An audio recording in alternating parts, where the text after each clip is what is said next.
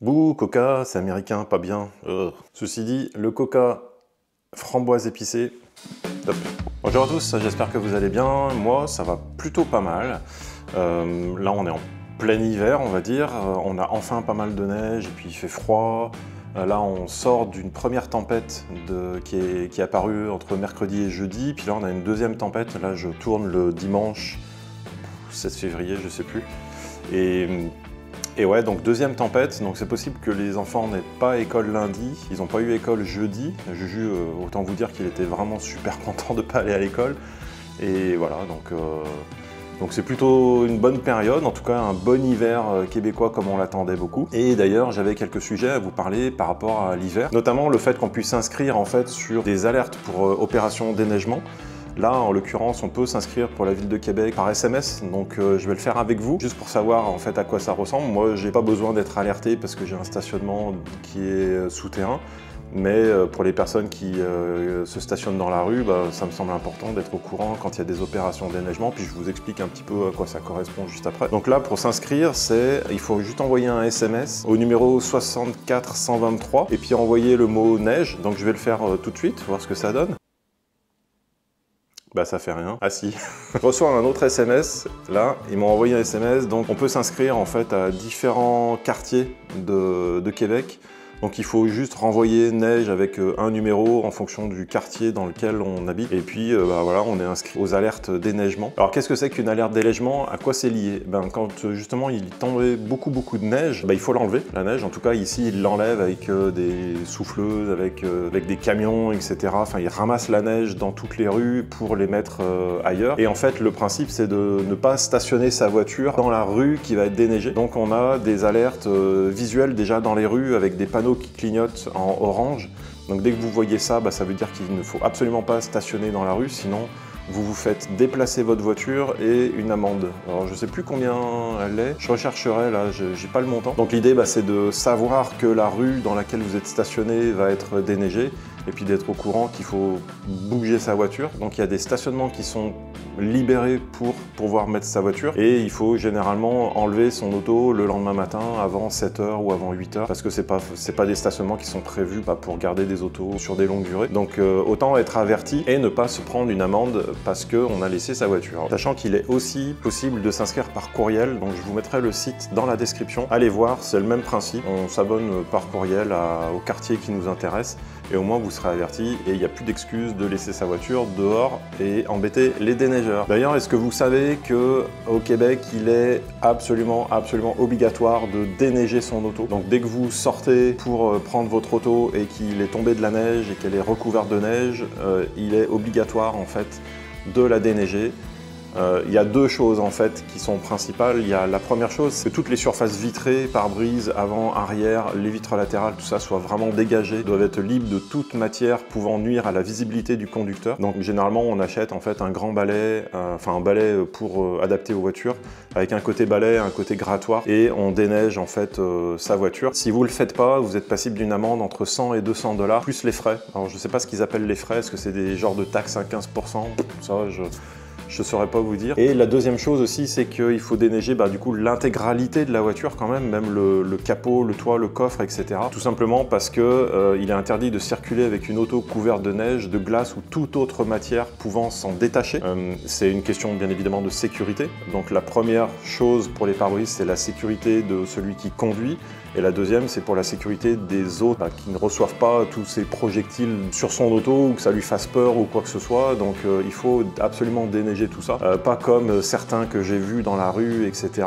Et voilà, là c'est passible d'une amende entre 60 et 100 $ plus les frais. Donc si on commence à cumuler les deux, on peut monter à 300 $ plus les frais. Ça fait cher. Autant s'acheter un petit balai à 15 $ au Canadian Tire et puis déneiger, prendre 2 minutes. Ça s'anticipe aussi sur son trajet et il n'y aura pas de problème. Déjà, c'est visibilité assurée pour celui qui conduit, on ne perturbe pas les autres et puis voilà, tout se passe bien sur la route. Et chose obligatoire, bien évidemment, c'est les pneus d'hiver, ça j'en ai déjà parlé, à partir du 1er décembre, c'est vraiment obligatoire. Et d'ailleurs, si ça vous intéresse, faites comme moi je le fais changer en fait chez Ford directement et ils ont un service de gardiennage de pneus. Alors je sais que ça se fait dans beaucoup de garages, pas forcément des concessions, etc. Mais il existe des gardiennages de pneus, donc quand vous faites permuter entre les pneus d'été et les pneus hiver, là en l'occurrence ils gardent les pneus d'été pour toute la saison, et puis à partir du mois d'avril, quand il est autorisé de pouvoir remettre ses pneus d'été, et voilà, ils nous les ramènent. Enfin, il n'y a pas besoin de faire de manutention ou de quoi, de les stocker quelque part chez soi. Moi, chez Ford, ça coûtait, c'était 50 $ plus taxes pour la saison, en fait, pour l'hiver. Donc je trouve pas ça très cher. Si on fait toute l'année, ça fait un 100 $ plus taxes, donc c'est à peu près 115 $ pour l'année, pour se faire garder les pneus. Si, comme moi, vous n'avez pas d'endroit pour les stocker, voilà, je trouve que c'est intéressant. Et puis on évite de se les trimballer à droite à gauche. Il faut juste prévenir le garage quand on va vouloir faire changement des pneus, puis les avertir que c'est eux qui les stockent. Et puis ils vont les récupérer. Et d'ailleurs, pour la petite anecdote, j'avais travaillé pour un client que je nommerai pas, qui fait du gardiennage de pneus, et j'étais allé voir dans les entrepôts comment ça se passait. Et ça ressemble en fait à la zone Ikea à la fin du magasin, où vous voyez, en fait, quand on a la zone libre-service avec les grandes étagères de stockage qui montent très haut, avec tous les produits qui sont entassés, là c'est la même chose mais avec des pneus. Et c'est assez rigolo en fait à voir, et puis de voir qu'il y a les 4 pneus de monsieur Intel qui ont été stockés là, et les 4 autres pneus d'une autre personne, etc. Enfin, et puis bien évidemment ça sent, ça a une odeur particulière, mais c'était intéressant à voir. En tout cas, voilà, gardiennage de pneus, moi je trouve que c'est vraiment intéressant. Pensez-y là quand vous allez faire la permutation des pneus, c'est toujours une bonne option, surtout qu'au début on ne sait pas forcément quoi en faire. Tout autre sujet, est-ce que vous savez ce que c'est qu'un avis d'ébullition? Donc on est dans le même style que les alertes déneigement, les avis d'ébullition, c'est cette fois-ci par rapport à l'eau. En fait, généralement quand il arrive des travaux dans un quartier, ou alors je sais pas, une conduite d'eau qui casse, etc. En guise de sécurité, la ville fait un avis d'ébullition aux habitants du quartier qui sont concernés en fait par le bris de la canalisation ou les travaux, en leur disant attention, l'eau du robinet n'est pas forcément potable, il peut y avoir des choses qui se sont introduites dans les canalisations d'eau, etc. Donc ils font une alerte comme quoi prenez l'eau du robinet, oui d'accord, mais faites-la bouillir avant de la consommer. Donc si vous voulez boire de l'eau, il faut la faire bouillir, la faire refroidir, et puis ensuite là vous pouvez la consommer pour essayer de maximiser le fait de tuer toutes les bactéries qui peuvent être dedans. Ou alors aller acheter des bouteilles d'eau pour sa consommation. Généralement les avis d'ébullition c'est que quelques jours. Je ne sais pas s'il y a une prise en charge par rapport à l'achat des bouteilles d'eau, mais je vous le dirai là si je retrouve l'information. Et puis c'est ça, et puis même dans le quartier en fait qui est concerné, ils mettent des panneaux d'affichage, attention, canalisation cassée, et puis avis d'ébullition, etc. Donc si vous n'avez pas reçu un courriel ou un SMS de la ville, là, vous rentrez chez vous, vous voyez que dans le quartier, il y a un certain nombre de travaux qui sont en cours et qu'il faut faire bouillir l'eau pour pouvoir la consommer. Donc ça, j'ai trouvé ça plutôt sympa. Pas besoin de s'inscrire, je sais pas trop comment ils obtiennent les coordonnées. Est-ce que c'est peut-être par les impôts, parce qu'ils ont les adresses de chacun, puis les coordonnées pour pouvoir les contacter. Là, s'il y en a qui le savent, mettez-les dans les commentaires. S'il y en a qui travaillent dans ce genre de service et qui peuvent apporter l'information, c'est toujours bon à savoir. Et puis j'en reparlerai dans un autre vlog là, pour donner un peu plus de précision, mais en tout cas c'est ça, l'avis d'ébullition, si vous voyez passer ça, soyez pas étonnés, c'est le fait qu'il y a un bris dans une canalisation d'eau, et puis qu'il faut faire attention à la consommation de cette eau, et qu'il faut d'abord la faire bouillir, et ensuite la consommer comme on a besoin de la consommer. Encore dans un tout autre domaine, je voulais juste évoquer en fait qu'ici au Québec, et moi j'avais pas ce sentiment-là en France, c'est qu'on a toujours 1 ou 2 fêtes d'avance par rapport à ce qu'on peut trouver dans les magasins. Là, je m'explique, par exemple là on est mi-février, la Saint-Valentin vient de passer. Le lendemain de la Saint-Valentin, donc le 15, on voyait les articles déjà pour Pâques. Donc tous les chocolats de Pâques, les lapins, etc. Machin. Pâques c'est dans 2 mois, je crois, quelque chose comme ça. Donc on est déjà pas mal en avance. Et en fait c'est ça pour n'importe quelle saison de l'année. Là par exemple, les articles de Noël, on commençait déjà à les trouver au mois d'août. Puis au mois de décembre a commencé à arriver en fait les articles pour le Nouvel An chinois. Et puis là en janvier, on a eu les articles pour la Saint-Patrick. Donc la Saint-Patrick c'est mi-mars. Et le 17, on a toujours 1 ou 2 fêtes ou 2 événements d'avance Et puis vachement à l'avance, quoi. Parce que, enfin, moi, pas que j'y pensais même pas. Saint-Patrick encore moins, je suis pas un consommateur de bière. Mais c'est ça, en fait. J'avais pas ce sentiment, en fait, quand j'étais en France. On a l'impression, enfin moi en tout cas, j'ai l'impression que si j'achète pas au moment où les choses sortent, ben, si je veux les acheter 1 ou 2 semaines avant, ben, il n'y aura plus rien. Et effectivement, il y a des fois, ça s'est passé comme ça. C'est valable aussi pour les vêtements, hein. Là, on commence à sortir les vêtements pour l'été. Les articles pour l'hiver, il n'y en a presque plus. Là, Julien, il a cassé malheureusement ses patins pour faire du hockey. Je suis allé à Decathlon, ils m'ont dit bah non, rupture de stock complète, alors qu'on est à peine à la moitié de l'hiver.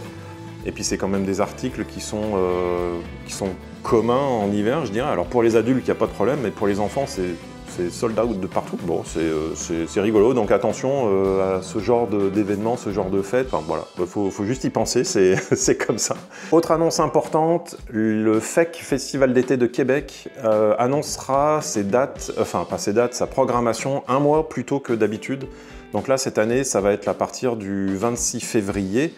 Et les passes seront en vente à partir du 26 février également, donc le jour du dévoilement de la programmation. Donc je crois que c'est à midi qu'ils font ça, sachant que la veille, donc le 25 février, il sera possible d'acheter ces passes. Si vous êtes membre de Desjardins, vous pouvez accéder à des passes un jour avant, sachant que vous l'achetez sans connaître la programmation. Et le 26, quand ça sortira également, vous verrez la programmation et puis vous pourrez acheter votre passe. Mais en fait, c'est tellement prisé les passes qu'il faut l'acheter tout de suite. Sinon, c'est vite sold out et puis vous pouvez plus avoir des passes. Sinon, ça sera sur le marketplace à des prix. Les gens, ils en font tout un commerce, mais bon. Donc en fait, là, cette année, les prix ont un petit peu augmenté. Donc c'est 165 $ pour un pass normal, le pass classique en fait. D'ailleurs, on dit pas la passe. Et 152 si vous êtes en membre Desjardins, donc la veille, le 25 février. Donc ça peut valoir le coup de l'acheter. Donc c'est taxes incluses cette fois. Après, vous pouvez monter en gamme dans les passes. Il y a le pass qui s'appelle Bleu Feu, qui lui est à 315 $ et il propose des prestations supérieures, on va dire. Déjà, il vous garantit que vous pourrez rentrer les soirs de concert. Oui, parce que c'est pas parce que vous avez votre pass pour le festival que vous allez pouvoir rentrer dans l'enceinte du festival pour aller voir les concerts. Parce que si ils atteignent la capacité maximale des plaines d'Abraham, vous avez beau avoir votre entrée, ils ne vous laisseront pas rentrer. Par contre, si vous avez un pass Bleu Feu, oui, là c'est possible. Ça donne également l'admission au festival Phono qui va se dérouler en septembre. Et ça donne également 50 $ de rabais dans les salles Impérial Belle et Grizzly Fuzz à Québec pour aller voir des concerts. J'imagine que c'est valable toute l'année. Et ça donne aussi la possibilité de pouvoir renouveler ce pass l'année prochaine. Comme ça, vous êtes sûr d'avoir l'année prochaine un pass et de ne pas être confronté en fait aux personnes qui achètent en masse et puis il n'y a plus de disponibilité de passe. Ouais, 315 $, ça fait quand même un budget, mais au moins vous êtes sûr de pouvoir assister à vos concerts et puis il y a des offres supplémentaires, donc ça peut valoir le coup. Personnellement, je vais faire la vente des jardins à 152 $, donc on va peut-être s'y croiser. Si vous me croisez là-bas, venez faire un petit coucou, on ira se boire une bière ensemble, même si je bois pas de bière. On trouvera autre chose. Et dans les passes, si vous voulez monter encore plus en gamme, ça peut monter à plus de 1000 $ le pass, donc taxes incluses. Mais ça fait quand même 1000 $ à sortir. Donc là, c'est gamme supérieure. Je vous laisserai aller voir sur le site du FEC les prestations. Je vous mets le lien dans la description. Et puis, on se retrouvera peut-être là-bas. Et dans les gros sujets d'actualité, bien évidemment, c'est tout ce qui se passe avec les États-Unis depuis l'élection de Donald Trump. Alors, loin de moi l'envie de faire de la politique sur la chaîne. Déjà, je ne m'intéresse pas trop à la politique, je la suis de loin. L'actualité, je regarde passer les titres des articles, mais je lis pas forcément les articles, donc je suis pas au courant de tout, puis je suis vraiment pas un expert de tout. Malgré tout, je me suis un peu forcé à lire ce qui se passe par rapport à Donald Trump, et puis notamment par rapport aux impositions de 25% sur les produits canadiens exportés aux États-Unis. J'essaye un peu de comprendre ça me semble important dans cette période-là. C'est vraiment une grosse période pour le Canada. On parle de guerre commerciale, oui, ça peut faire peur. Moi le premier, et puis j'imagine que ça fait peur à beaucoup de monde. Ça impacte encore plus ceux qui sont concernés par ces taxes, ceux qui travaillent dans les entreprises qui vont être taxés à l'exportation. Donc peut-être que leur emploi est en péril, ils vont peut-être moins pouvoir vendre. Voilà, ça fait beaucoup de choses. Il y a la notion de Trump qui veut faire du Canada le 51e État des États-Unis. Qu'est-ce que ça veut dire en soi? J'en ai aucune idée. Personnellement, j'ai pas fait un parcours d'immigration pour être américain, j'ai fait un parcours d'immigration pour être canadien, et à mon avis, comme beaucoup d'entre nous, c'est pas pour se retrouver américain, donc j'imagine que j'espère déjà que ça va pas passer, et puis je sais pas du tout les impacts que ça peut avoir. Donc tout ça, ça peut faire peur, et on constate en fait ici que beaucoup de personnes, alors au-delà du fait qu'ils se découvrent un élan patriotique, beaucoup de personnes, et moi le premier, commencent à regarder comment consommer. Consommer certainement plus local, ou en tout cas canadien, et c'est marrant de voir que beaucoup de produits dans les rayons commence à afficher, fabriqué au Canada, produit local du Canada, voire du Québec, etc. Moi, je vais commencer à changer mes habitudes de consommation. Il y a des choses qui sont assez rigolotes. Par exemple, hier, j'étais à l'épicerie et puis je voulais acheter un paquet de chips. Sur les paquets de chips Lay's, que je n'ai pas acheté d'ailleurs, donc Lay's, qui est une marque américaine, en fait c'est marqué fabriqué au Canada. Donc c'est rigolo parce qu'il y a cette notion de fabrication au Canada, donc on sait qu'on fait travailler des Canadiens sur l'achat de ces produits-là, mais pour autant c'est quand même une entreprise américaine, donc j'imagine qu'il y a de l'argent qui repart là-bas. Mais ça fait quand même travailler les Canadiens, donc c'est moindre mal. Cependant, j'ai pris une autre marque, parce que j'ai préféré prendre une autre marque, même si j'aime beaucoup Lay's, c'est dommage, tant pis, je vais changer mes habitudes. Fruits et légumes, j'avoue que je sais pas trop d'où ça vient, en tout cas je sais que ça vient pas des États-Unis. Certains du Mexique. Peut-être qu'on va se serrer les coudes avec le Mexique vis-à-vis des États-Unis, je sais pas. Là, j'avais fait la blague en début pour du Coca, mais j'avais du stock, je vais pas non plus le jeter. Puis, tu sais, faut pas non plus passer du blanc au noir d'un coup, là. Faut consommer plus raisonné, je dirais. En tout cas, c'est ma façon de voir les choses. Et ce que j'ai appris aussi, c'est que là, ils commencent à vouloir aussi taxer l'aluminium, sachant que le Québec est gros exportateur d'aluminium vers les États-Unis. C'est d'ailleurs le plus gros importateur d'aluminium aux États-Unis, et ça je savais pas. Donc en Beauce apparemment, et puis vers le Saguenay, il y a une grosse production d'aluminium. Et ça représente, je sais plus, j'avais vu le classement, c'est assez énorme. 60% de la consommation d'aluminium aux États-Unis vient du Québec. Ça c'est cool, c'est intéressant à voir qu'on a ce genre de richesse. Et comme quoi on n'a jamais fini d'en apprendre en fait sur là où on habite. Donc c'est quand même une petite fierté, malgré tout, c'est une fierté, mais si on n'arrive plus à l'exporter, ça peut encore une fois mettre des entreprises en péril. Où est-ce que ça va aller? L'avenir va nous le dire. Je dirais il y a 4 ans à tenir. Et quand je dis merci à Trump dans la petite vignette, c'est un peu ironique, c'est un peu sarcastique. Je dis merci à Trump parce que justement, moi, ça me permet de reconsommer, ou en tout cas de prendre conscience de la consommation canadienne des produits que j'ai. Donc regarder un petit peu plus tout ce qui est viande, tout ce qui est fruits, légumes, tout ce qui est... peu importe, toute ma consommation, j'ai arrêté d'acheter sur Amazon.